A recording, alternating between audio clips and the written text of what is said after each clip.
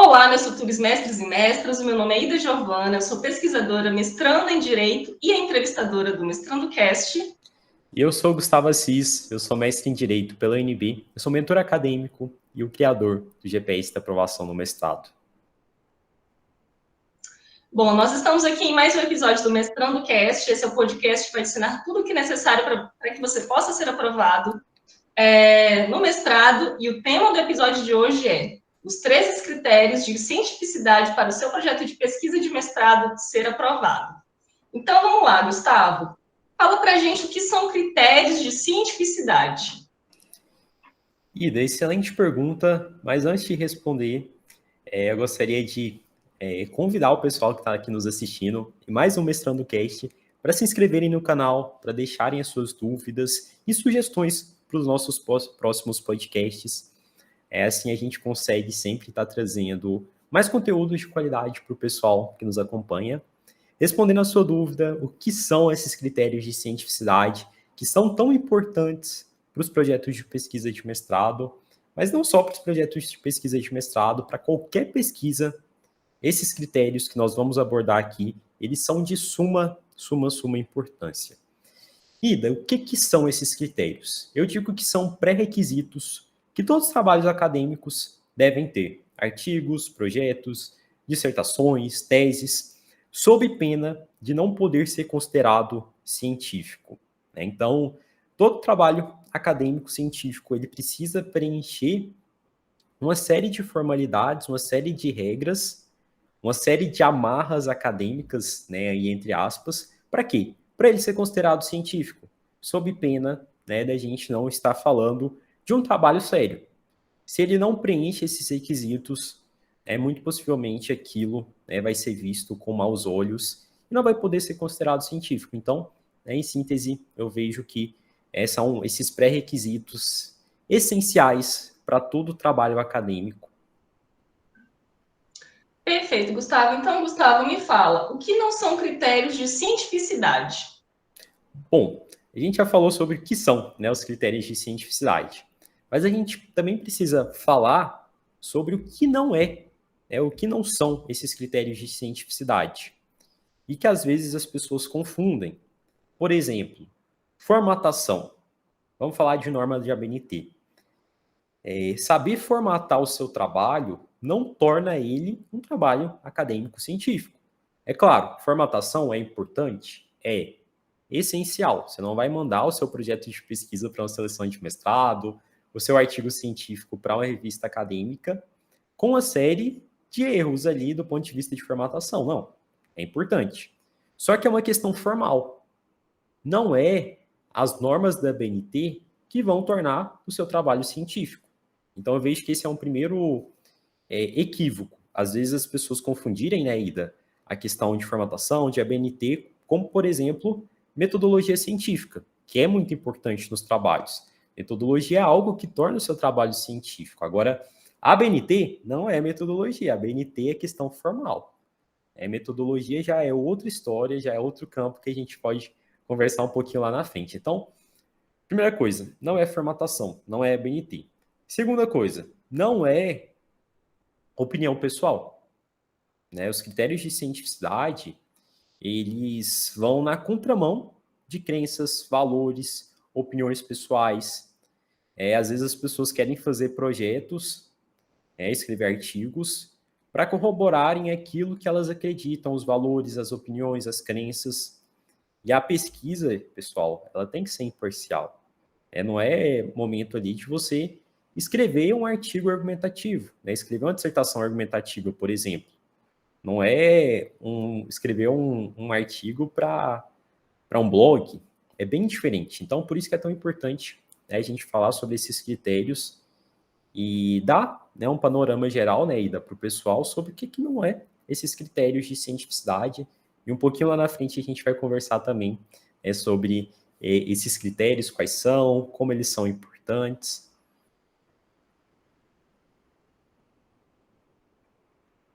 Perfeito, Gustavo. Então, vamos seguindo, né? Fala pra gente por que é tão importante dominar os critérios de cientificidade antes de iniciar a escrita de um projeto de mestrado, Gustavo. Por que a gente tem que se importar e se preocupar com todos esses elementos que você já começou aí a nos explicar. Ida, sem esses critérios de cientificidade, a chance são dos projetos de pesquisa serem reprovados em uma seleção de mestrado. Ou se for um artigo científico, ele vai ser reprovado numa revista, num congresso. Então, como eu comentei anteriormente, todo trabalho acadêmico, ele precisa ter, né, ele precisa preencher critérios de cientificidade.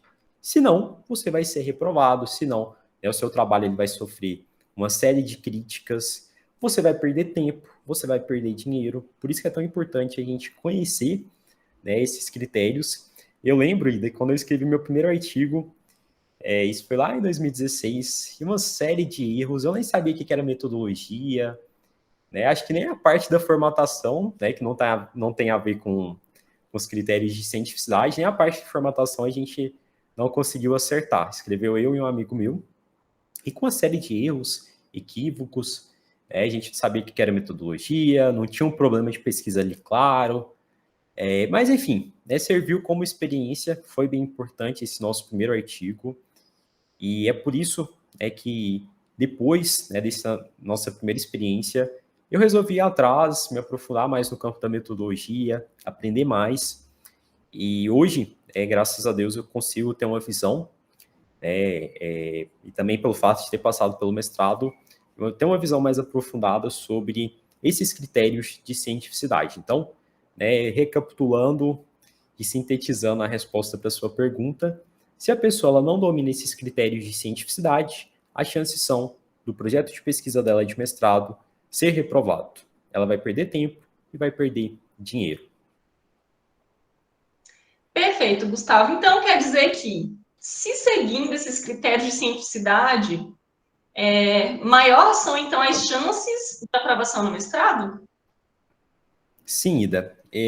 Com certeza, se a pessoa ela segue esses critérios que nós vamos conversar, há grandes chances da pessoa ser aprovada no mestrado. Por quê? Porque ela vai mostrar para os professores que ela sabe o que é uma pesquisa, que ela sabe quais são esses critérios de cientificidade. São critérios que muitas vezes, Ida, não aparecem ali no edital, mas que são considerados como pré-requisitos, né? Que todas as pessoas, os professores já partem do pressuposto que todos os candidatos deveriam saber. Então, se as pessoas tiverem, né, preencherem esses critérios de cientificidade, elas têm grandes chances de serem aprovadas. E eu falo isso por experiência própria, né, pelo fato de já ter tido os meus projetos aprovados em seleções de mestrado, que foram 3, pelo fato também de já ter orientado outras pessoas, como você, né, Ida? E outros mentorados, a Priscila, o Luiz Felipe, o Claudinei, a Marília, o Samuel, enfim, diferentes pessoas que aprenderam como elaborar um excelente projeto de pesquisa ali do zero, através do programa de mentoria, e aprenderam esses critérios de cientificidade.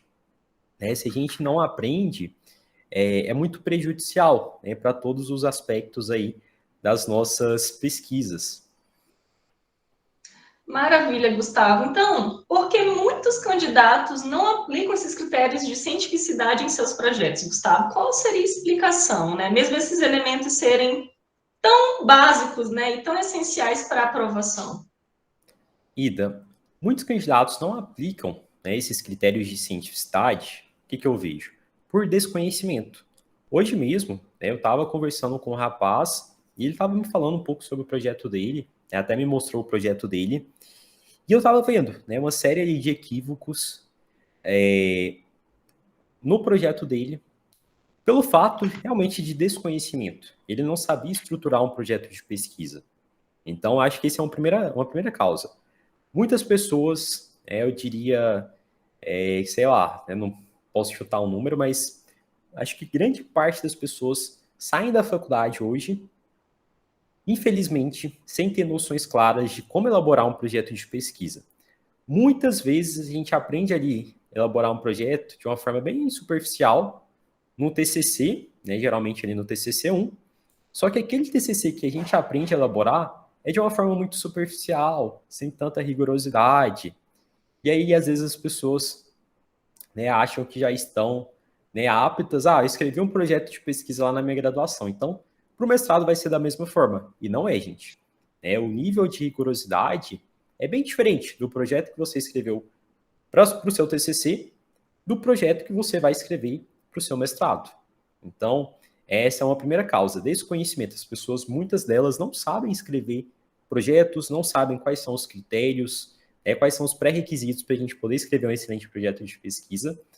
E o segundo ponto, Ida, é a ilusão do desconhecimento, do conhecimento. Ou seja, no primeiro caso, nós temos pessoas que realmente não sabem e têm a consciência de que não sabem. Em contrapartida, nós temos a ilusão do conhecimento, de pessoas que acham que sabem escrever um projeto, que acham que sabem o que é esses critérios de cientificidade, só que, na essência, não sabem. Igual eu havia comentado, às vezes a pessoa ela cai na falsa ilusão. Eu tirei 10 no meu TCC da graduação. Então, é só pegar meu TCC da graduação e apresentar lá para a seleção de mestrado. Só que, muitas vezes, esse TCC lá da graduação, esse projeto lá da graduação, ele estava muito superficial, Às vezes os professores, e são, ali na graduação, mais maleáveis, eles entendem que você, muitas vezes está desenvolvendo o seu primeiro trabalho acadêmico, então, se você faz um trabalho ali genérico, seu projeto, muitas vezes é aprovado, com notas boas, dependendo do professor. Só que, pensando nesse projeto para uma seleção de mestrado, é totalmente diferente. Então, saiam da ilusão, é importante a gente deixar claro aqui para o pessoal, corram dessa perspectiva e realmente aprendam a elaborar um projeto, fazendo mentorias acadêmico-científicas, lendo livros de metodologia, e sai dessa ideia de que você já é autossuficiente, já consegue escrever um projeto de pesquisa. Então, eu vejo daqui, basicamente, são essas duas causas para que muitos candidatos não apliquem os critérios de cientificidade necessários: desconhecimento e ilusão do conhecimento. Perfeito, Gustavo, perfeito. Eu acho que ficou muito claro. Então, Gustavo, seguindo, quais seriam esses critérios de cientificidade que um projeto de mestrado deve ter, Gustavo? Pensando, então, em toda essa importância que você acabou de dizer, enfim, toda essa explicação que você acabou de nos dar do porquê muitos candidatos acabarem não seguindo esses critérios de cientificidade, Aliás, muitos talvez, muito provavelmente, talvez não, Certamente nem sabem o que é isso, Nem tem essa noção realmente. Então, fala pra gente quais são esses critérios tão essenciais. Ida, excelente pergunta. Eu separei 13 critérios de cientificidade para a gente poder conversar, que todo projeto de pesquisa, toda dissertação, toda tese deve ter. Esses critérios foram extraídos da obra do Pedro Demo, que é um grande professor no campo da metodologia, e que vale muito a pena. E a gente vai pautar por esses critérios que o professor Pedro Demo trabalha. O primeiro critério de cientificidade que ele trabalha é o seguinte, Ida: objeto de estudo bem definido e de natureza empírica. O que é isso, objeto de estudo? É quando você diz exatamente o que você quer pesquisar. Por exemplo, a pessoa quer pesquisar sobre sistema carcerário. Beleza, é um tema ali genérico, tá? Abrangente. O objeto já é algo ali mais específico. Então, a pessoa, beleza, dentro do sistema carcerário, o que a pessoa quer estudar? Ela quer estudar a questão de gênero. Gênero e a crise do sistema penitenciário no Brasil, por exemplo. E a crise do sistema penitenciário com um recorte empírico, por exemplo, para o estado de Goiás. E aí ela já sai da perspectiva ali do tema, algo ali bem genérico, crise do sistema penitenciário. E ela já traz qual é o objeto dela, que é o que? A questão de gênero e sistema carcerário. Então, esse é o primeiro ponto, objeto de estudo bem definido. A gente precisa encontrar um objeto e fazer boas delimitações, delimitação temporal, espacial, material, que são pontos que eu ensino para os mentorados lá do GPS, especialmente no módulo 2, onde a gente trabalha com o projeto de pesquisa na prática. Além do objeto de estudo bem definido, o outro pré-requisito que está inserido aí também é a questão de ser, desse objeto, ele ser de natureza empírica. O que eu quero dizer com isso? Que você consegue encontrar evidências na empiria sobre aquele objeto que você está pesquisando. Então, né, é algo factível de ser investigado. Aquele problema que você está ali elencando na sua pesquisa, ele é possível de ser solucionado. Por quê? Porque existem evidências no mundo concreto de que, né, você consegue desenvolver aquela investigação. Quando eu falo de natureza empírica, não é dizendo que apenas projetos que tenham recortes empíricos são pesquisas. Não, longe disso. Tem pesquisas aí no campo teórico, né, sei lá, de historiadores, e tá tudo bem, né? São pesquisas teóricas. E o que seria a natureza empírica, né? Vamos supor, de um historiador? Seria, né, o caso ali de evidências que ele vai encontrar no campo da pesquisa bibliográfica que ele vai desenvolver. Então, não necessariamente essa natureza empírica que a gente está falando aqui é de ser um recorte empírico para as pesquisas. Então, esse é um primeiro pré-requisito, um primeiro critério de cientificidade e da objeto de estudo bem definido e de natureza empírica. Segundo critério de cientificidade, objetivação. O que seria isso aqui? É você conhecer a realidade sem preconceitos, valores e opiniões. Ou seja, você tem que ser imparcial na condução da sua pesquisa. Não dá para você ficar fazendo adjetivações, expondo opiniões pessoais na frente da sua pesquisa. Não, não é esse o espaço. Então, tenha consciência de que você precisa da imparcialidade, no sentido de olhar para todos os lados, buscar evidências, mesmo que sejam contrárias àquilo que você defende inicialmente, né? Então, busquem sempre olhar para todos os lados. Uma outra questão que eu vejo que é bem importante, Ida, dentro dessa questão de, enfim, né, de olhar essa realidade sem preconceitos, a gente realmente ter uma perspectiva de aprofundamento, né, dentro do projeto e correr da questão que eu comentei anteriormente das adjetivações. Eu lembro que quando eu comecei a escrever meus primeiros trabalhos acadêmicos, quando eu ia escrever, apresentar, né, um pensamento de algum teórico, o que eu fazia? De acordo com o ilustre fulano de tal. Então, ali eu já estava adjetivando, eu já estava colocando as minhas preferências pessoais na frente da minha pesquisa. E aí um professor, meu orientador, ele chegou e falou para mim: Gustavo, você não pode fazer isso. Você está adjetivando autor. Não, você tem que apresentar de acordo com fulano de tal. Então, isso também não quer dizer que o pesquisador ele não possa ter suas preferências pessoais, né, suas preferências sociais, políticas, ideológicas, não, longe disso. Né? Mas nós precisamos ali buscar uma imparcialidade no sentido de olhar para todos os lados, buscar evidências, ter uma ideia, né, ter uma perspectiva de que a hipótese é uma solução provisória, ela pode ser corroborada, pode ser refutada e está tudo bem. O que a gente não pode fazer é direcionar toda a nossa pesquisa para comprovar, para corroborar ali algo que a gente acreditava anteriormente. E eu vejo que tem pessoas que fazem isso, né, que ela coloca uma hipótese ali como algo rígido e ela vai até o final para tentar comprovar aquilo que ela acreditava. E aí a pessoa, muito possivelmente, ela cai num viés de confirmação. Ida, terceiro critério de cientificidade que todo projeto de mestrado deve ter é a discutibilidade. O que eu quero dizer com isso? Quero dizer que o conhecimento científico ele não é perfeito e ele não precisa ser, né? Não é algo ali pronto e acabado, né? Então, o conhecimento é aquele naquele momento, mas ele pode, com o decorrer do tempo, por exemplo, eu lembro muito da questão do ovo. Né? Durante muito tempo, o ovo era o grande vilão, o ovo fazia mal. E aí foram estudando mais a fundo, foram surgindo novas pesquisas e aquilo foi sendo refutado. Então, assim, a gente precisa ter essa humildade de reconhecer que as nossas pesquisas são falhas, né? De que a nossa pesquisa está suscetível, né, a críticas, e isso faz parte, e está tudo bem. Então, o conhecimento científico ele não é perfeito, e ele pode, a sua pesquisa ela pode, com o decorrer do tempo, ser refutada, e tenha consciência de que isso faz parte. Então, Esse é um terceiro ponto bem importante.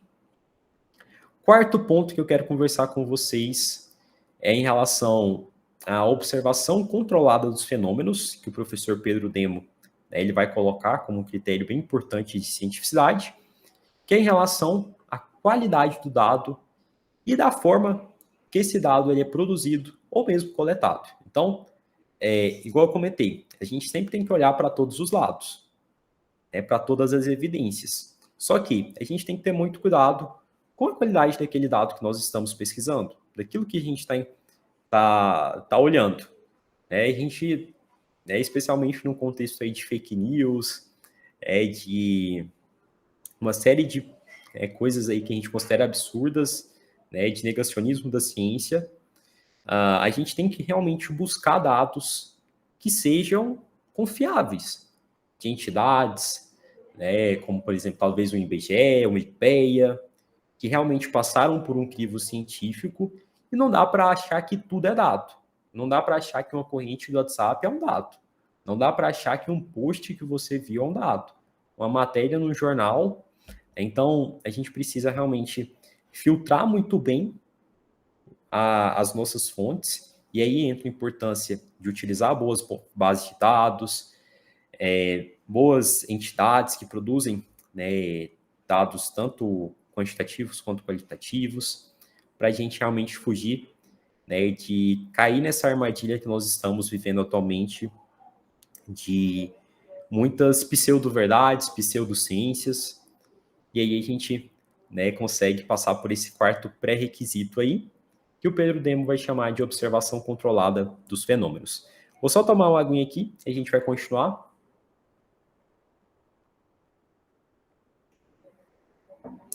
Ida, quinto critério de cientificidade que todo projeto deve ter, originalidade. O que eu quero dizer com isso? O seu trabalho, ele precisa apresentar algo de novo. Não estou falando aqui que precisa ser algo disruptivo, que ninguém nunca fez, que ninguém nunca pensou, tá bom? O que eu estou falando é que o seu trabalho, ele precisa ter a sua marca, ele precisa ter a sua identidade. Não é simplesmente chegar lá e começar a escrever, o fulano de tal, o autor fulano de tal defende isso. Já o outro fulano de tal defende determinada coisa. Então, assim, eu já vi isso acontecer muito em TCC, da pessoa ela simplesmente fazer uma coxa de retalhos no TCC. Colocar um monte de citação e a pessoa ela não faz a sua própria análise. Ela coloca, né, a análise de outras pessoas, mas ela não está fazendo uma análise própria. Então, numa pesquisa, a gente precisa trazer algo de original. Qual é a sua análise? Qual é a sua ótica de análise? Então, encontre um recorte que seja diferente, que seja algo ali interessante, especialmente para uma seleção de mestrado. Mostre que o seu recorte é o diferencial. Então, eu vejo que esse é um critério aí bem importante que às vezes as pessoas acabam negligenciando. Sexto critério aí de cientificidade, Ida, que é bem importante, é em relação à coerência. O projeto de pesquisa ele tem que ser escrito de uma forma lógica, bem estruturada, sem contradições. E esse é um ponto que, às vezes, você pega um projeto para ler e a pessoa, né, escreve ali algo sem nexo, sem coesão, enfim. Então, coesão e coerência é algo aí fundamental para qualquer bom projeto de pesquisa. Às vezes você tem até uma ideia boa de um projeto, só que pelo fato de não ter uma coerência, não ter uma sequência lógica e estruturada do seu projeto, o que vai acontecer? Os professores não vão entender aquilo que você queria pesquisar e a consequência é da reprovação. Outro ponto também é a questão da sistematicidade. A coerência está ali mais em relação, que a gente comentou anteriormente, em relação à argumentação lógica, à estruturação. A sistematicidade está mais relacionada à organização do seu trabalho. E aonde que você mostra a organização, especialmente do seu projeto de pesquisa? Objetivo geral, específicos e metodologia. Ali você está mostrando como que você pretende organizar o seu trabalho. Especialmente ali na metodologia, qual é o seu passo a passo, as técnicas para você coletar, organizar e analisar os seus dados. Então, essa organização lógica do seu projeto é muito importante e às vezes os candidatos pecam muito nesse quesito. Hoje mesmo, eu estava analisando um projeto e o candidato ele colocou 2 parágrafos de metodologia. O primeiro parágrafo dele era um parágrafo que nem era nada sobre metodologia, era só tipo uma contextualização do tema. E o segundo parágrafo que ele falava sobre metodologia, ele falava, vou fazer uma pesquisa bibliográfica sobre o tema em questão. E era tipo um parágrafo ali de acho que de umas 5 ou 6 linhas, só que ele não explicava de que forma que ia ser feita essa pesquisa bibliográfica, quais seriam as bases de dados que ele utilizaria, as palavras-chave, enfim, tinha uma série de equívocos, era algo ali muito genérico, e você não conseguia entender de que forma que o candidato ele desenvolveria a pesquisa. Por quê? Porque a metodologia estava genérica. Então, organizem, né, sistematizem, inclusive lá no GPS, no módulo 2, nós temos uma aula sobre metodologia, onde eu falo justamente sobre coleta, organização e análise de dados, né, que são as partes aí bem importantes, mais do que ficar dando nome de método, realmente é mais importante, não que não seja importante, né, a gente trabalhar ali com os métodos, mas às vezes os candidatos se esquecem dessa questão ou não sabem. Muitas vezes é mais pela questão do desconhecimento, é mais por conta da falha que nós temos na nossa própria formação, de passarmos durante muito tempo pela graduação sem ter um contato efetivo realmente com pesquisa. Então, o 7º critério de cientificidade é a questão da sistematicidade. O 8º ponto é a questão da consistência. Então, é um critério aí também de cientificidade. Ou seja, aquilo que você está defendendo tem que estar robusto, tem que ter evidências daquilo que você apresentou no seu projeto. Então, tem que ser capaz, por exemplo, no seu projeto, de resistir a críticas ali na banca dos professores. Então, tem que ser um projeto consistente. Para você escrever um projeto consistente, você precisa realmente estudar, se aprofundar, mapear a literatura, conhecer o estado da arte, fazer uma boa revisão, boas leituras e fichamentos, para você realmente poder começar a escrever um projeto de pesquisa que tenha essa consistência. 9º critério de cientificidade, Ida, é uma linguagem precisa, que é o quê? É você trabalhar com o sentido exato das palavras e evitar ao máximo trabalhar com adjetivação, tá bom? Utilizem, pessoal, a ordem direta. Não fica tentando complicar demais a sua escrita, tentando rebuscar, porque senão as chances são de você escrever algo ali confuso para os professores que estão avaliando o seu trabalho. 10º ponto, a gente já está chegando no final, pessoal. Parece que é muita coisa, mas a gente já está chegando no final. 10º critério de cientificidade que todo projeto de pesquisa de mestrado deve ter é autoridade por mérito, que o professor Pedro Demo vai trabalhar. O que é essa autoridade por mérito?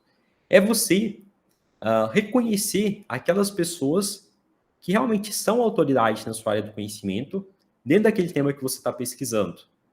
E saber diferenciar realmente ali, o que é argumento válido de argumento inválido.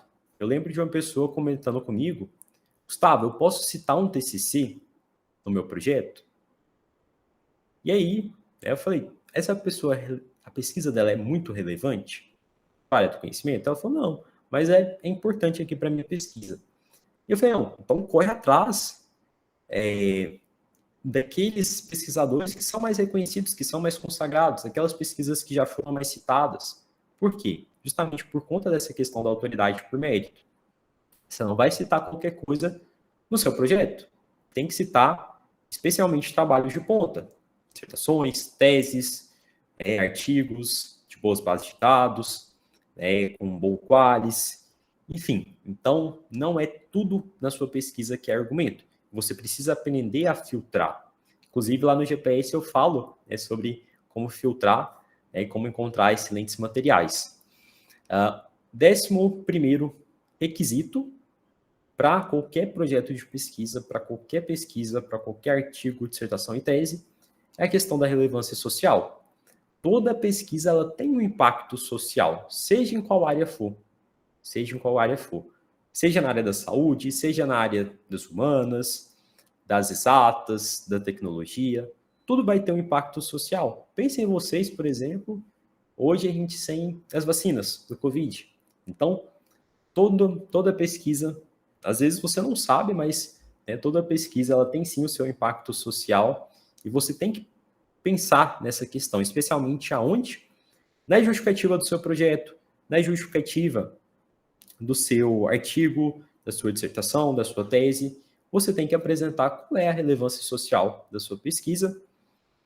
12º requisito para todo trabalho ser considerado, para todo projeto de pesquisa, de mestrado e para qualquer trabalho acadêmico, é a questão da ética científica, que é o quê? É basicamente você seguir as regras do jogo. Você não pode plagiar, você não pode copiar, você não pode ultrapassar as barreiras que são impostas academicamente. Então, você tem que ser uma pessoa ética, seguir a ética científica, vai trabalhar com seres humanos, beleza, você sabe que o seu projeto tem que passar por um comitê de ética, tem que submeter ali pela Plataforma Brasil. Então, tudo isso é muito importante. Eu lembro ainda que eu estava esse semestre, cursando uma disciplina como aluno especial no programa, e aí a gente estava lendo um artigo inclusive sobre o meu tema de pesquisa, sobre população em situação de rua, e aí os autores, eles fizeram 2 entrevistas com pessoas em situação de rua, e aí a professora tocou num ponto que ninguém tinha percebido. Ela falou, mas será que esse projeto aqui, esse artigo aqui, ele passou por um comitê de ética? E ela começou a buscar no artigo, não havia nenhuma referência em relação a isso. Então, assim, já era um trabalho que não tinha ali não tinha preenchido essa questão da ética científica, não teve esse cuidado de passar por um comitê de ética. Então, a gente tem que tomar muito cuidado, porque tanto nós precisamos seguir, como também os trabalhos que a gente for ler. Então, tome muito cuidado com os trabalhos que vocês leem, porque não é fato. Está publicado na revista, que necessariamente é bom, tá bom? E por fim, Ida, nós temos o 13º critério de cientificidade que todo projeto de mestrado deve ter, ou artigo, ou dissertação, ou tese, que é a questão da intersubjetividade. O que é intersubjetividade? É a opinião dominante da comunidade científica de determinada época e lugar. E a gente tem que aprender a respeitar isso. Então, dentro ali daquele tema que você está pesquisando, muito possivelmente há um consenso entre os pesquisadores mais renomados acerca de um determinado paradigma, acerca de um determinado tema. Então, você precisa prestar atenção em relação a isso. Por exemplo, eu lembro superficialmente que quando Einstein ele desenvolveu a teoria da relatividade, o pessoal ali na área dele, os pares que a gente chama, viram com muita ressalva, não levava ali muito a sério. Por quê?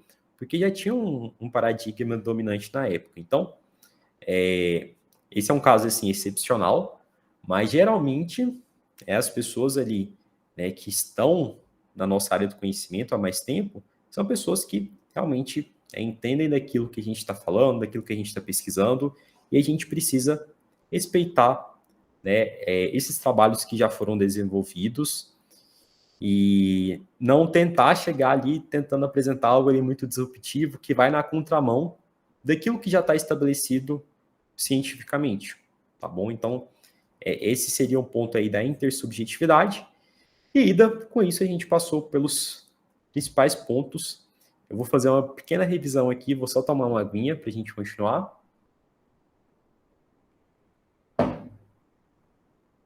Pessoal, hoje eu falei aqui sobre 13 critérios de cientificidade que todo projeto de mestrado deve ter, toda pesquisa deve ter, não só projetos.